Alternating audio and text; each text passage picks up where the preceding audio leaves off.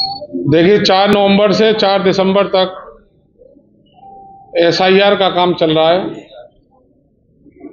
चुनाव आयोग के निर्देश अनुसार 2003 की वोटर लिस्ट के अनुरूप ये कार्य होना था, लेकिन दुर्भाग्य की बात है कि अलीगढ़ जनपद में 7 विधानसभा हैं, लेकिन एक विधानसभा अलीगढ़ 76, जिसकी 2003 की वोटर लिस्ट न निर्वाचन कार्यालय में है, ना ही अलीगढ़ प्रशासन पर है और ना ही चुनाव आयोग की वेबसाइट पर है। इस संबंध में जब जिलाधिकारी महोदय से बात की गई तो उन्होंने कहा कि हम 2002 की वोटर लिस्ट पर ये कार्य कराएंगे, क्योंकि 2003 की वोटर लिस्ट कहीं मिल नहीं गई। 2002 की वोटर लिस्ट भी अलीगढ़ जनपद में आधे बीएलओ के पास भी नहीं थी। बड़ी अफरा तफरी का माहौल जब अलीगढ़ में हुआ और हमने अपने राष्ट्रीय अध्यक्ष आदरणीय अखिलेश यादव जी को एक लेटर के माध्यम से सारी अलीगढ़ की स्थिति से अवगत कराया, तो उन्होंने लखनऊ में चुनाव आयोग को एक ज्ञापन दिया अलीगढ़ के संबंध में कि साहब अलीगढ़ में ये हो रहा है, कैसे लोगों की वोटर लिस्ट पूरी हो पाएगी। चुनाव आयोग के निर्देश के बाद जिलाधिकारी अलीगढ़ ने हम लोगों को बुलाया और बुलाकर उन्होंने जो समस्या चल रही थी 2003 की वोटर लिस्ट की, उसके बारे में जो लोग भ्रमित थे, कुछ बीएलओ को भी जानकारियां नहीं थी, बीएलओ ने भी बहुत सारी गलतफहमियां पैदा की, माहौल खराब हुआ। तो उन्होंने कल हमें आश्वासन दिया है कि आप अपने वोटरों को बताइए कि जो फॉर्म बीएलओ के द्वारा अलीगढ़ में बांटे जा रहे हैं वो फॉर्म ये है। इस तरह के फॉर्म बीएलओ बांट रहे हैं लोगों को। डीएम साहब ने बताया कि आप ऊपर का कॉलम भरिए, नीचे के 2 कॉलम खाली छोड़ दीजिए, क्योंकि ये 2003 की वोटर लिस्ट का ब्यौरा मांगते हैं और 2003 की वोटर लिस्ट अवेलेबल नहीं है, इसलिए इन दोनों कॉलमों को खाली छोड़ दीजिए।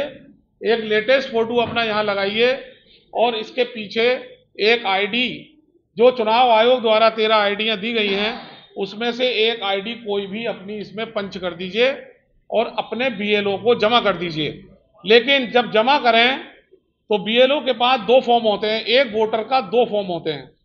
एक फॉर्म वो आपसे जमा करा के ले जाएंगे, एक फॉर्म आपको भर के, जो बीएलओ के फॉर्म में भर रहे हैं आप वही अपने फॉर्म में भरें और उससे रिसीविंग करा लें बीएलओ से। ये हर वोटर को करना है, रिसीविंग अपने पास रखनी है, ताकि 9 दिसंबर को जब वोटर लिस्ट जारी होगी तो उसमें कम से कम हम लोग देख सकें कि हमने जिसका फॉर्म भरा है उसका वोट उसमें अवेलेबल है या नहीं है। और ये चीज़ 2003 के वोटर लिस्ट के अनुसार बहुत सारा वोटर अलीगढ़ विधानसभा का सिविल लाइन में भी रहता है।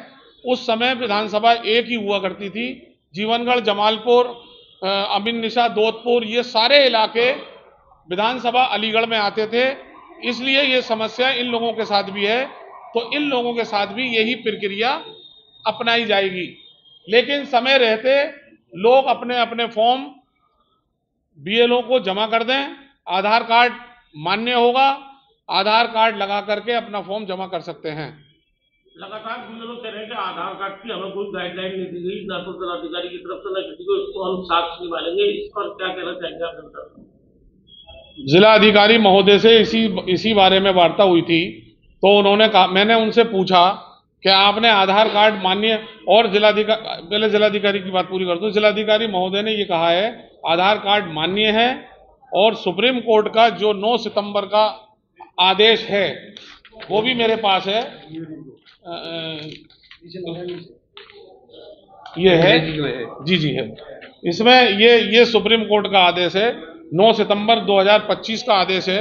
इसमें सुप्रीम कोर्ट ने आधार को मान्य माना है, तो कोई और कैसे रोक सकता है। जिलाधिकारी अलीगढ़, जो चुनाव आयोग यहाँ के अधिकारी हैं अलीगढ़ के, उन्होंने इसको माना है कि आधार कार्ड मान्य है। तो भ्रम की स्थिति ना फैलाई जाए। हमने 4 दिसंबर से आज तक जनता को कुछ भी नहीं बताया, क्योंकि हमने समझने में और ऑफिशियल चीजें जुटाने में जो समय लगा, आज माननीय विधायक जी के नेतृत्व में यहाँ सभी जिम्मेदार लोग बैठे हैं, हम जनता को भ्रमित करना नहीं चाहते।